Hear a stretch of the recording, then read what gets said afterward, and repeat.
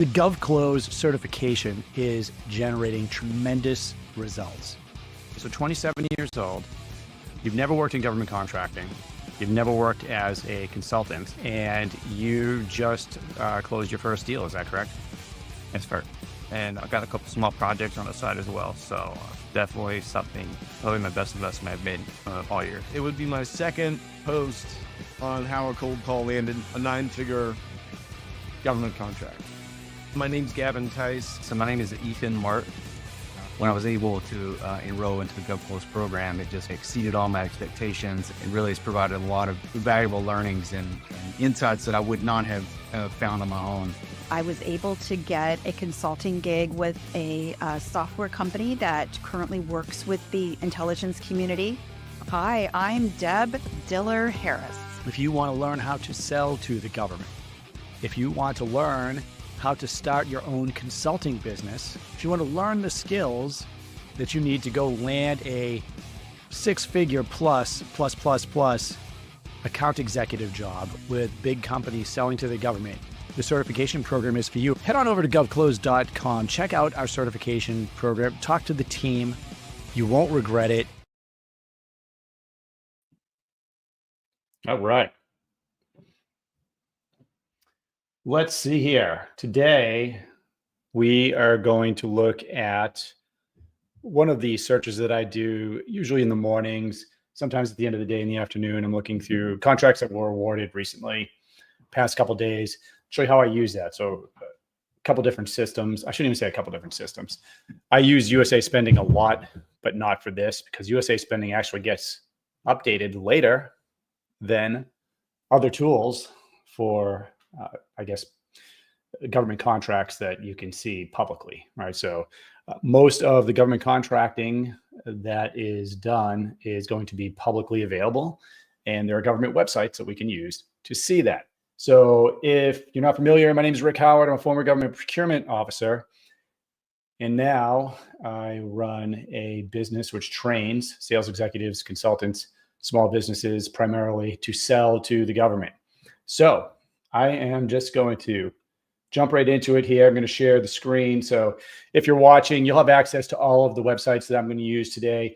We're going to talk through just whatever I'm seeing as far as the contracts that are awarded. We'll dig into them. I'll show you a little bit about how I do research and what some of the information means. This will be good too if you are interested in government contracting or just interested in, hey, how do I do research on my competitors? How do I see what kind of contracts they're awarded? Can I see how much they're making? Can I see who on the government is actually doing this? The answer is yes. And I will show you that right now. So I'm going to share my screen real quick.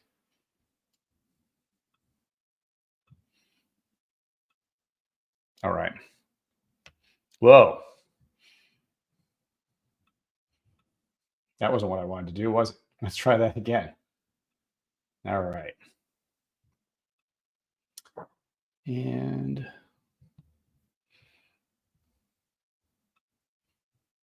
all right. I showed you my desktop there. You saw my dirty laundry. All right. So for anyone watching, are you familiar with this website? And I'm going to do a test in the comments here. You guys can ask questions if you want as we're going through this, if you have any. This is FPDS, the Federal Procurement Data System. Now, when contracts are awarded, this gets populated, provided we're talking about unclassified contracts that, which are most of them.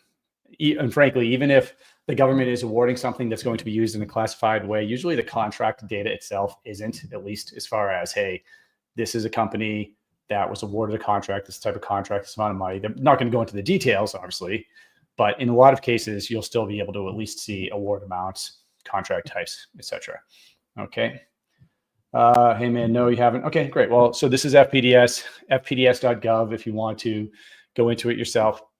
Now, when you're searching in FPDS, there's a lot you could do here, but this is a government website, so this is probably the most difficult to use. I just go right into this easy search bar and I click return. Okay. And you're going to get a screen like this. Now, I already ran a search earlier today just to bring up some recently awarded contracts. Now, and actually, hold on a second here. I'm going to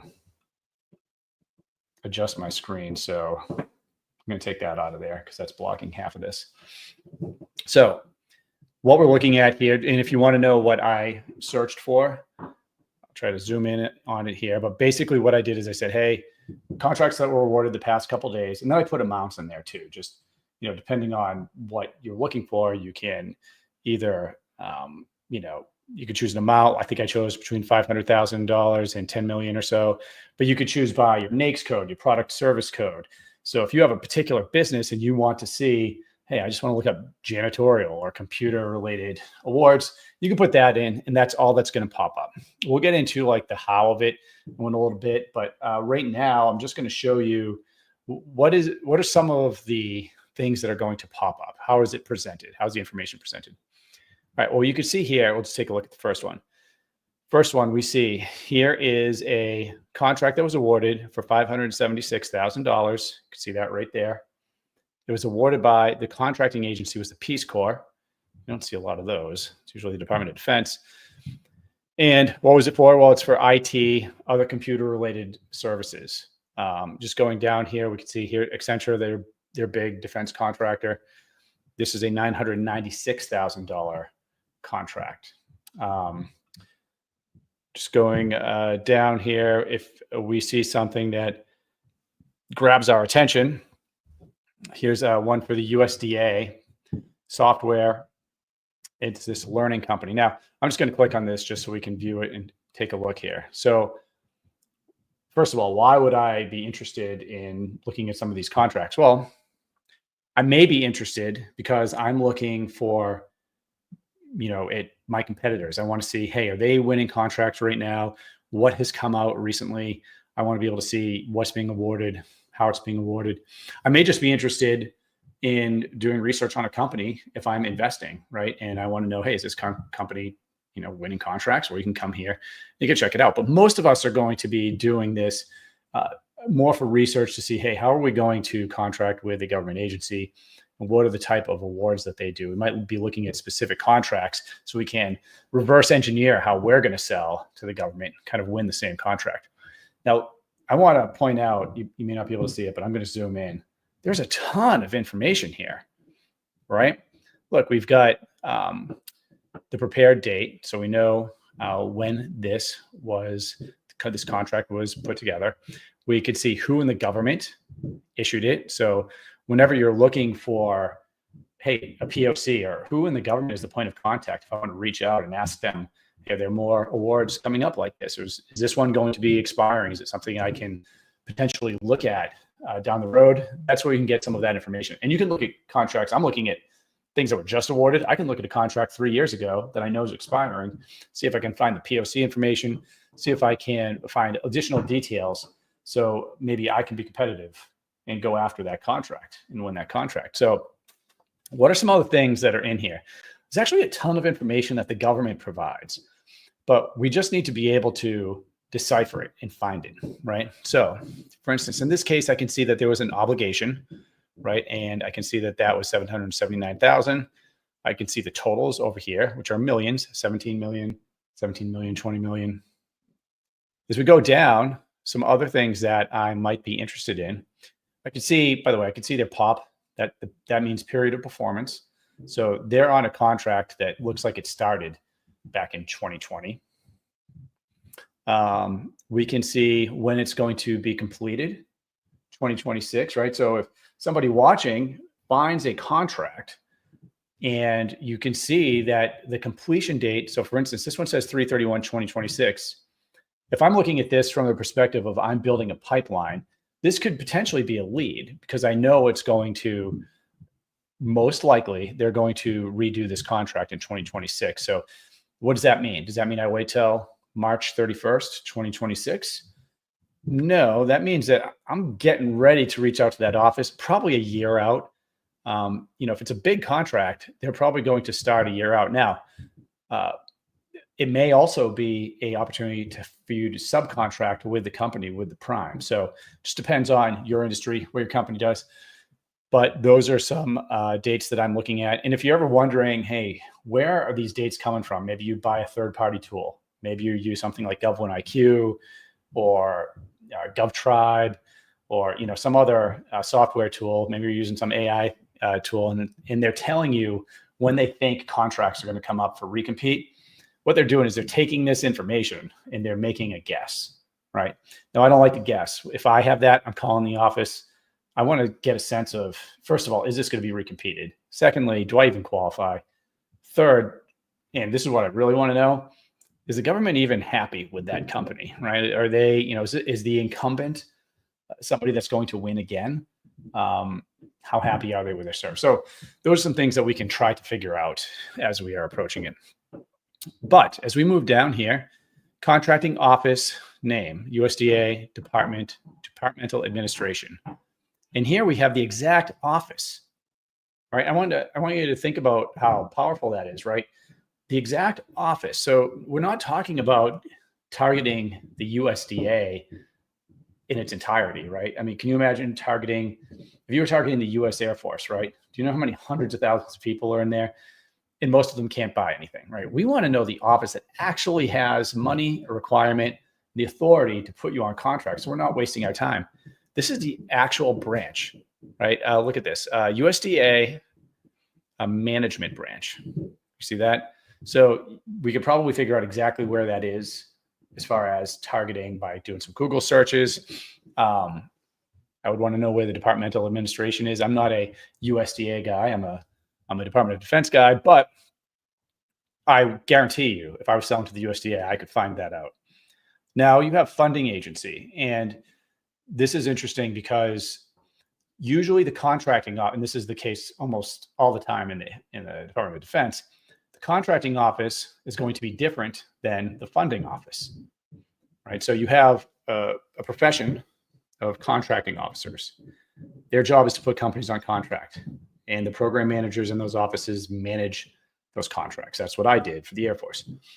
The funding agency, well, that's different. That's going to come from user need, and then funding will get allocated to the need. So the funding office is often completely different from the contracting office.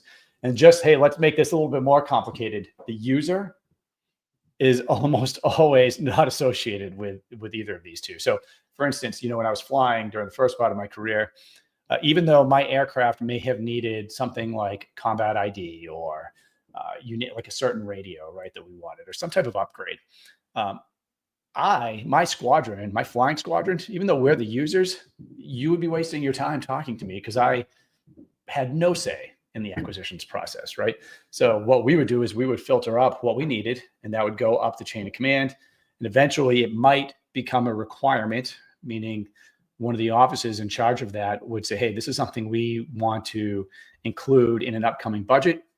And then through a long process, you get a requirement, and it either meets the cut of funding or it doesn't. So again, long way of saying, hey, contracting office is separate from funding, is separate usually from the user. That's not always the case, but it usually is. Okay, what else do we got here? Well, we got the name of the company, right? And we got some information about that company.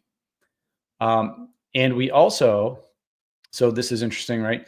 We can see here, what is it? It's a self-certified small disadvantaged business. Okay, foreign owned, and not much else. So if this was, say, it was an A to A, or if it was a woman-owned small business, we'd want to know that, and we could find that in the business information as we're looking there. All right. Now, it also has in here contract data. So I can see what kind of contract it is, because the US government, all contracts are not the same. We've done episodes on, Elon Musk, for instance, is probably the most recent one where we talked about certain contract types. This is a firm fixed price. That means that the government's paying one price. So when you write the proposal, you are going to propose, say, hey, I will do this for $750,000. And if you win, you have to get everything done underneath that $750,000 umbrella. And typically the difference between cost and what the government's paying you is going to be your profit, versus something like a cost plus contract. That's where the government pays for whatever the expenses are, and you're going to get your fixed fee. you're going to get your profit on top of that. So some people that criticize those contracts will say that a company is incentivized to take as long as possible to complete a contract, which could waste taxpayer dollars and be inefficient. Sometimes that's true. But sometimes also the government needs to put someone on contract and we're not really sure how to get to the goal, right? So the company is going to have to iterate with the government and the company can't just eat all the costs. So I think there are times for cost plus, there's times for fixed price, or firm fixed price. And so you can see some other things down here. Is it a multi-year contract? No. So, okay, that tells me that this one is not a multi-year contract. Is it going to be recompeted? We don't know. Okay. Purchase card. What I like about this is if you are selling something that is under $10,000, right?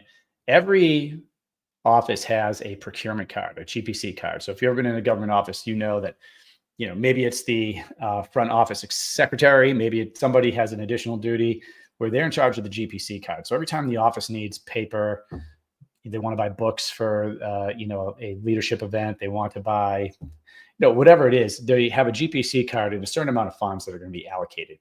Some companies sell low dollar items and would target these offices with the GPC cards. It's probably not the most obvious way to target the government. And most companies wouldn't be able to go after kind of GPC card purchases.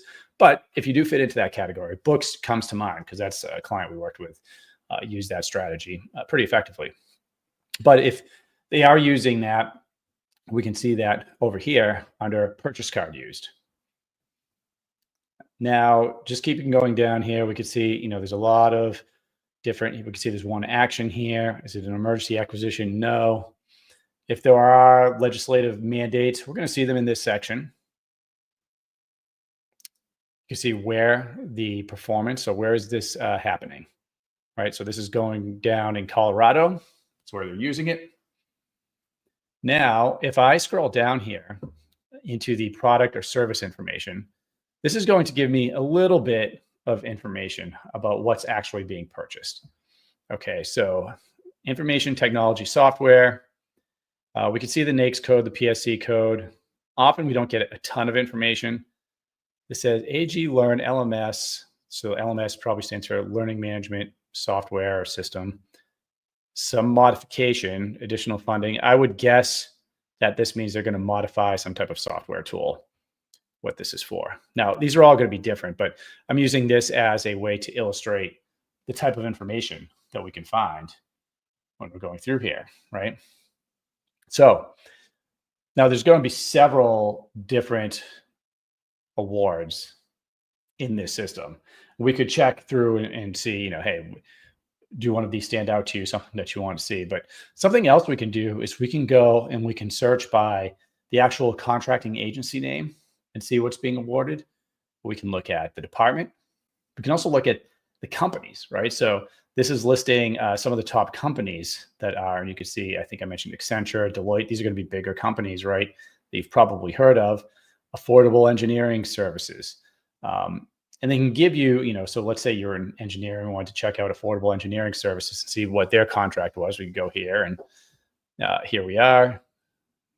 The NAICS code's aircraft manufacturing. Contracting agency is the Coast Guard. And the action obligation is $779,000. Now, what if we were looking for something, completely different, right? You wanted to, if you had a specific PSC code, you had a specific NAICS code, well, then we could go up here.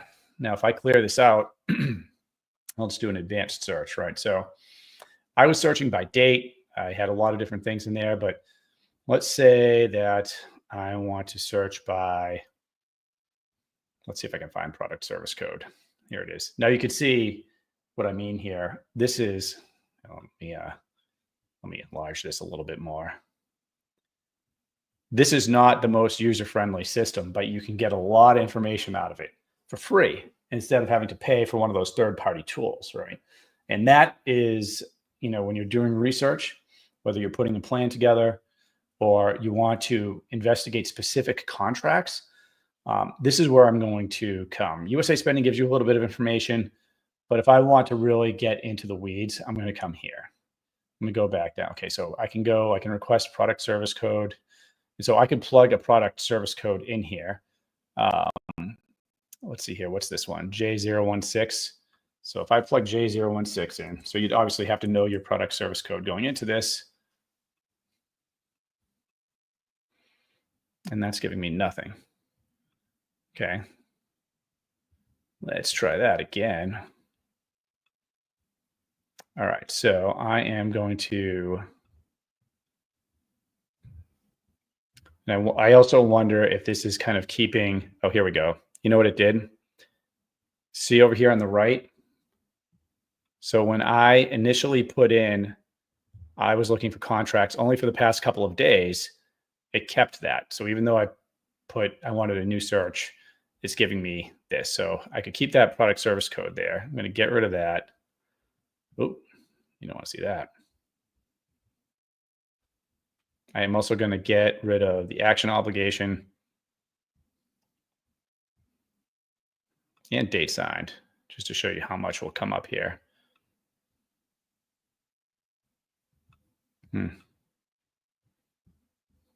All right, go.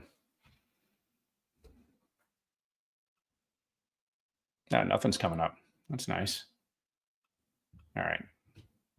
Let's go back to square one. Okay, so if you're coming into Federal Procurement Data System from the top, it's going to look like this if you're just joining us.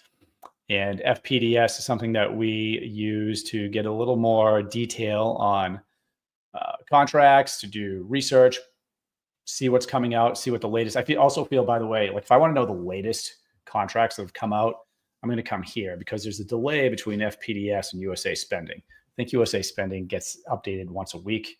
Last time I checked. And you can see here, like even just searching through things with the easy search, quote unquote, it's sending me on wild goose chases. So I'm going to go back and start from the beginning. Okay, advanced search. Okay, here we go. I'm going to do a new search. That's probably, actually, this is probably user error. You guys are probably shaking your heads at me right now. All right, and we could see there's like a ton of things that we can actually search by. We could search by date signed. All right, so I might say, let's see. I am going to go, let's go last month to now.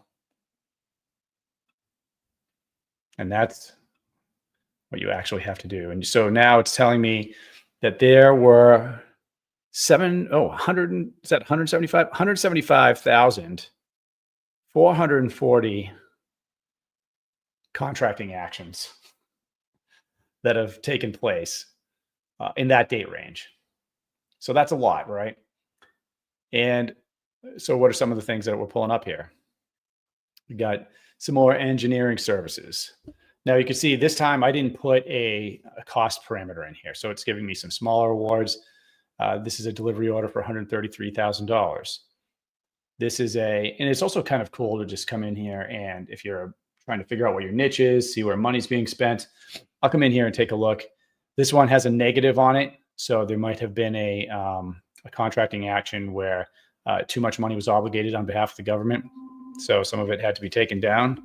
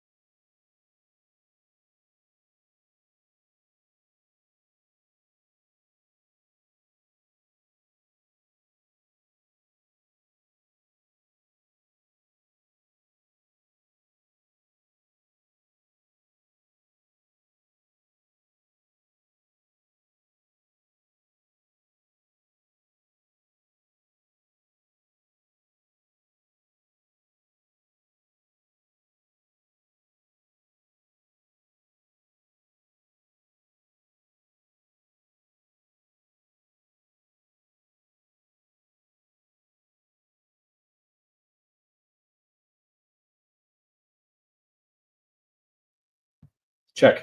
Can you hear me now?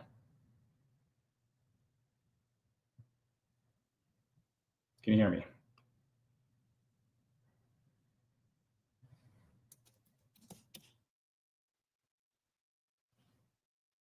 Okay. And hey, everyone, let me just go back. The entire time I was speaking for the past half hour, was I muted the entire time? That I'd love to know. You could just put it in there and let me know. I can start from the top. Luke, to answer your question, okay, I think what you're saying is I was not muted the entire time. Okay, perfect. Thank you. No, that's great. Gotcha. Oh, you know what happened there? I think I muted it to turn off my Alexa. So here's the first thing I think of, guys, when it's, hey, company has an innovative solution. First thing I think of is SBIR. And SBIR is a Small Business Innovative Research Program. I'm going to go to SBIR.gov right now. So this is the SBIR website. And essentially, this is to answer the question that Luke had, which is, this specifically looks for companies, usually small businesses with innovative solutions, to see if they make or fit a government need. So it's not as simple as saying, hey, this company should really be on contract with the government because they have a great technological solution. But this does make it a little bit easier. So what you have to do here is you have to find they come out in topics, but you're looking for the problem set that the government needs a solution for. They're looking for this innovative solution. Sometimes the topics are very specific. Sometimes the topics are very broad, right? So here, and they just redid this website, so you have to navigate through it a little bit to actually find the topic. Let me see here if we can find where the topics are listed. It used to be something you could click on right away, but I want to show you exactly what that looks like. And this is a great way of selling to the government because it's a little bit different. It's a process where a topic drops, and if you meet the topic, if it's a broad topic and you think you have a great solution, then you write a small white paper. And what you're trying to do is get awarded either a phase 1 or a phase 2 SBIR contract. Phase 1 contract, it's typically, usually on average, I've seen them around $150,000. Usually the only deliverable is some type of technical report. But what's good about this is it's your first contract. So now you're on contract with the government. And usually there's also a mechanism to help introduce you to potential sponsors. Now they have made some changes in this, but the traditional flow is you apply for a SBIR phase 1. And if you win, now your objective is to find a government sponsor, someone who says, hey, we want to see that technology, that solution modified for government use. We want to see a demo. We want something. They would sponsor you, and then you would apply to a phase 2. Phase 2, I've seen them up to 1.9 million or so, and there are ways to go beyond that. I don't want to say I had to do something very strange to actually find the topics in here. So we'll go down here. Here we go. Yeah, so you actually have to hit start the process. And by the way, guys, I'm at SBIR.gov, just in case you're wondering. Got out of FPDS, so I'm going to stop boring you with that. Luke saved you. And so now we're going to hit browse topics. So Luke, I don't know if you have a topic or a category of, what the innovative technological solution is for the company that you were looking at. But here's the first thing you're going to see. So I mentioned topics are going to drop. So what's nice is now we have a planner. So you can see when each agency is going to drop the SBIR topics. So you can see here, it's giving you the 2022, 2023.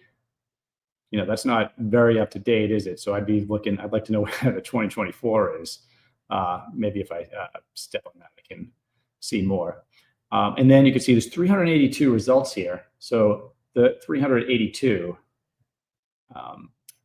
these are all going to be topics that we could click on and see, hey, does something resonate with what our company does? So this one is talking about technologies for heart, lung, blood, and sleep disorders. Right? So if you're in some type of medical technology, we could see that and take a look and, hey, does that, meet, or, is that topic something that we could potentially engage on? And if someone has a topic, I could throw something in here and see. Let's see here. You're just looking to see, hey, if someone's convinced that their ideas or products could be put on contract. Oh yeah. Well, this is what I recommend typically, Luke, to people that are do have something and they really want to get it in the hands of the government. Because the way it works with just about everything is, first of all, the government has to have a need or problem set that we can help them solve. Then there has to be funding available, and then a means to put you on contract. So, this is a problem with unsolicited proposals, for instance, usually a waste of time. So you could send an unsolicited proposal to a government office, but if they don't have a requirement and funding to solve that problem, then you're kind of just pissing everybody off in the office, because they actually have to respond to it.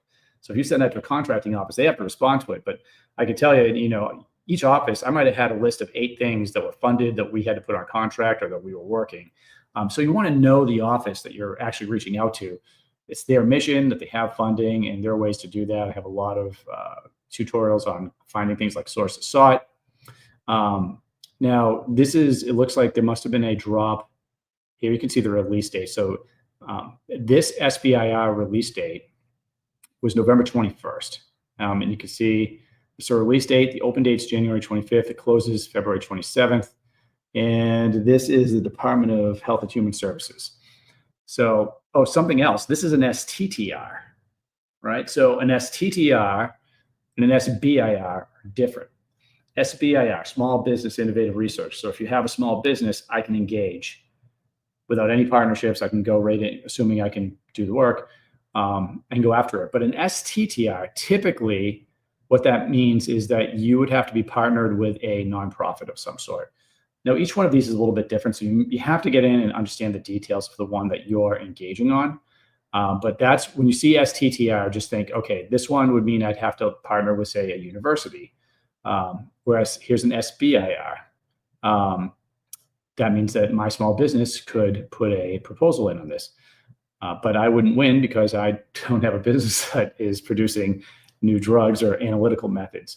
You see this right here. Phase 1, and that's what I was talking about. Is this means that when the company and the nonprofit potentially go after this, they're looking at phase 1 submission, and that phase 1 submission is going to have a certain amount of money allocated to it. It's usually lower, right, for phase 1, like I mentioned, and then you win that contract, and then the natural progression is you want to get to a phase 2 with government sponsorship. Keep scrolling down here, we can see now we're getting away from medical. And now we're looking more at Department of Defense. So EOIR, that's going to be electronic, what the hell does that O stand for? But IR is infrared deployment sensor. So this is going to be probably ISR related, intelligence, surveillance, reconnaissance related.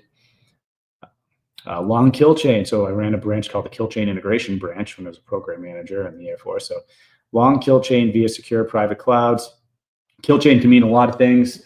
But typically it's from, identifying a target through the entire process of eliminating that target. And you can apply kill chain to basically any problem set. It doesn't have to be eliminating targets. It could be something much more peaceful, right? But just it's basically the way you get from point A to point B. So a couple things that I'll say here for anyone that's actually interested in SBIR or STTR is, and these are just kind of, I guess you could say, things that I've picked up along the way. I've sponsored them on the government side, so through my office, but I've learned most of this actually on the other side, helping companies go after SBIRs and STTRs. One thing that you want to do is you want to make sure that so this says released December 4th, right? So these are just released. So for anyone that's actually interested, now's a great time to go check out all of the DoD SBIR topics. Okay, and this goes on, right? You can see here, I think it said there were 300 and something topics: spatial tracking, scaled silicon. The reason that this is a good time to take a look at this is because you have a fixed period of time where you can engage with someone called the TPOC, the technical point of contact.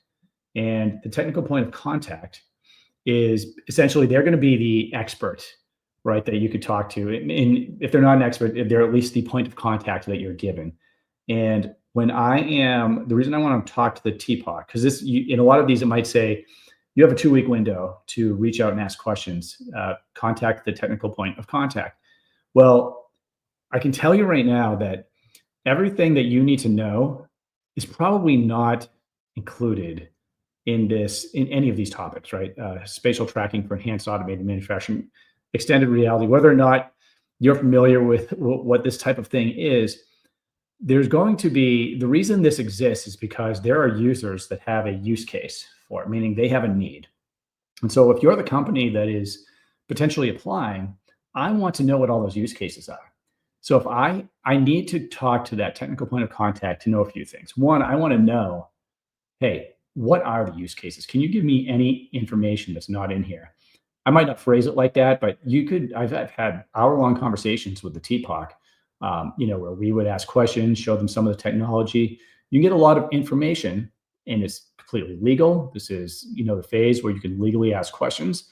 And the information that you're gaining there, meaning who needs this technology, that's going to tell you a few things. One, it's going to help you write the proposal because you're going to have information now that wasn't included in the solicitation. Everyone's not going to have that. Probably more importantly does it even make sense for you to go after this, right? You may not be a perfect fit for this. You might see the topic and be like, oh, that's perfect for us. And then you actually talk to them and you're like, oh, this use case is totally different. Maybe this is extended reality. Maybe you have an augmented reality tool and where you have to use your phone or, put on a pair of goggles to see this. But this is something completely different, right? Maybe it doesn't use any of the devices that you've worked with, and extended reality means something completely different from what you thought it did. I'm just kind of ripping here, but those are the type of things you want to know as early as possible, because if it doesn't make sense, you want to eliminate it. So that's, with us, we're going after government contracts. Don't waste your time on something that you can't win. But talking with a TPOC, you can build that relationship. They've talked to you, you get information. And if it is something that's good for you, now you're in a much better position to actually win that contract.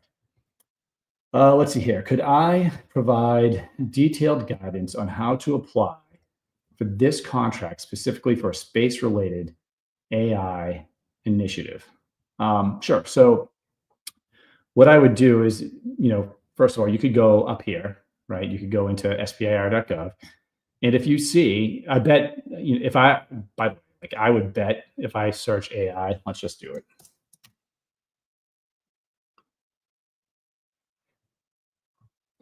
Okay, so this came up. So I bet if I click in here, it's going to be something in there related to, here's one, trusted AI, artificial intelligence. You want to go in here and just make sure that the topics that are popping up actually do apply. But you can see I got 102 results, right? So I would guess that something in here would relate to what you're doing.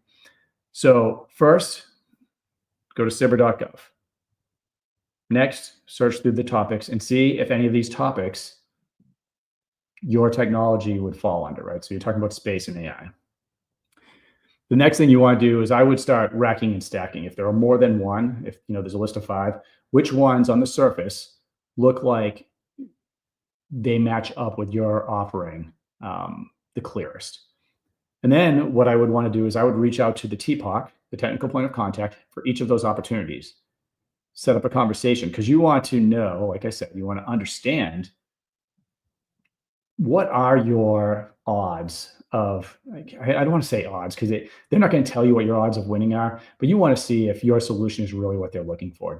Is this the type of thing? Because they might tell you more specifically, yes or no, or you might have to read the room when you're talking to them.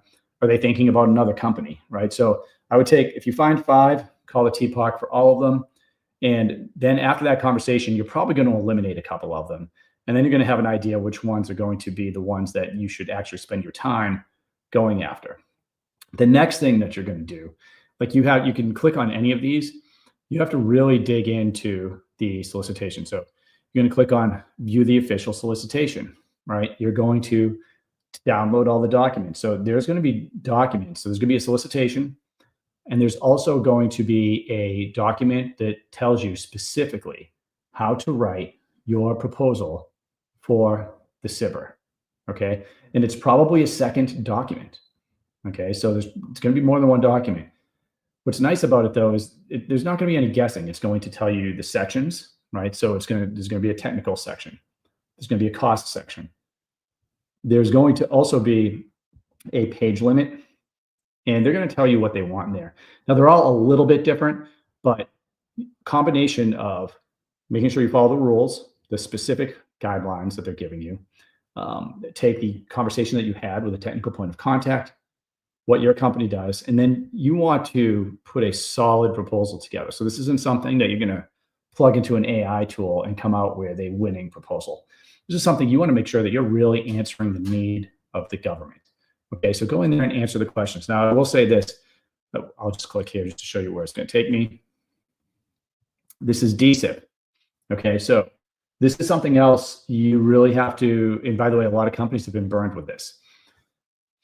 When you submit a proposal for an SBIR or an STTR, especially for Department of Defense, so you can see this is the Defense SBIR Innovation Portal. So DoD SBIR STTR.mil.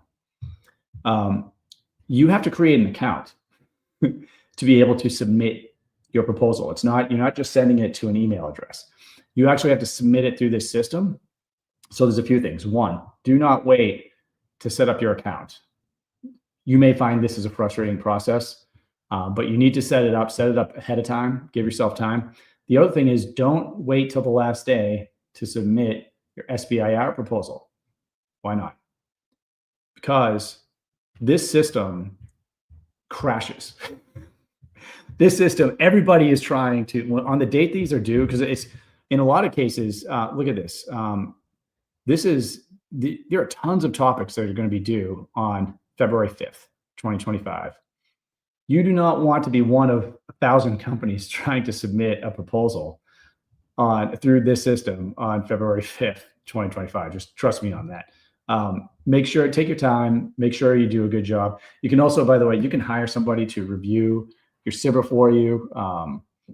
We have SBIR proposal writers. We have a really good one. We also have a contracting officer, Colonel Warndorf. You probably have seen him on some of our videos. So I worked with him in the Air Force side. Now he does a lot of the consulting projects with me. But you don't have to go through us, but you can always go with somebody to review the proposal once you've done it. Somebody maybe that has government experience or has been writing SBIRs for a while. It makes sense because there might be something that is obvious to a contracting officer, say, that's not obvious to you. But I recommend that you write the proposal yourself. All right. So nobody's going to understand your company better than you. Even if you get the form, I would say write the proposal yourself and then bring somebody in to review it. Make sure that your formatting's right. Make sure that you understand the FAR clauses, any security things in there.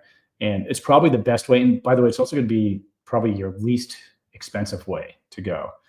It's going to cost you some time writing it, but even if you paid someone to write the whole thing for you, they're going to have to ask you question after question to get the right information in there. So that is what I would recommend. Okay, so this is DCIP. Any questions for anyone that maybe have just came in or is wondering how we're on DCIP now? We started off with FPDS. I was going through how to search for different contracts. We were looking at different award amounts. We could do that by company. We could do that by PSC code. We could do that by, janitorial services.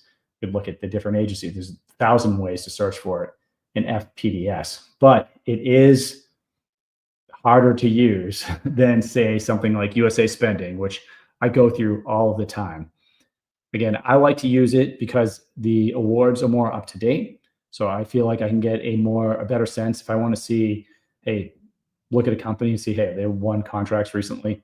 USA Spending might not have been updated yet. FPDS might be. I can do the same thing with NAICS and PSC codes. And I can also look at specific contracts. So if I want to know more information about a contract and I'm not seeing it in USA Spending, I will go to FPDS. I will look up the contract there, and that will give me the office that issued it, the POCs, more information about the types of contract, etc.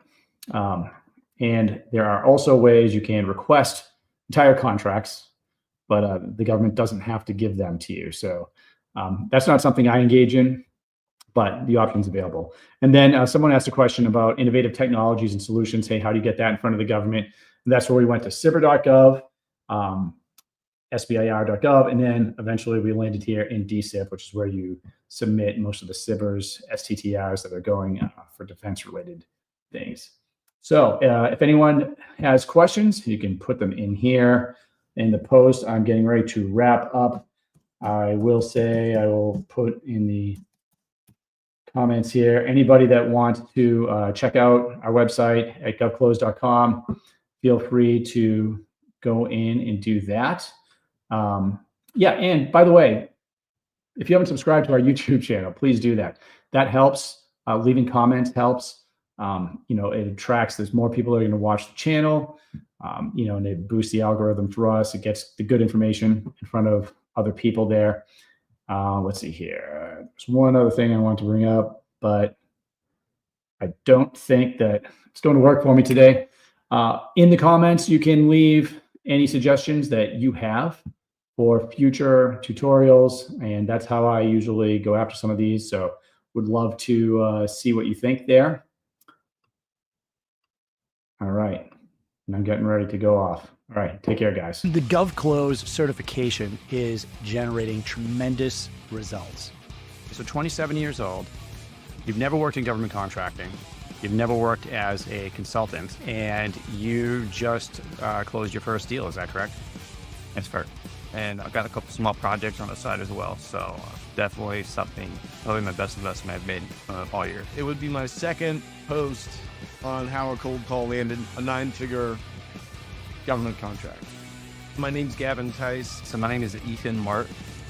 When I was able to enroll into the GovClose program, it just exceeded all my expectations and really has provided a lot of valuable learnings and insights that I would not have found on my own.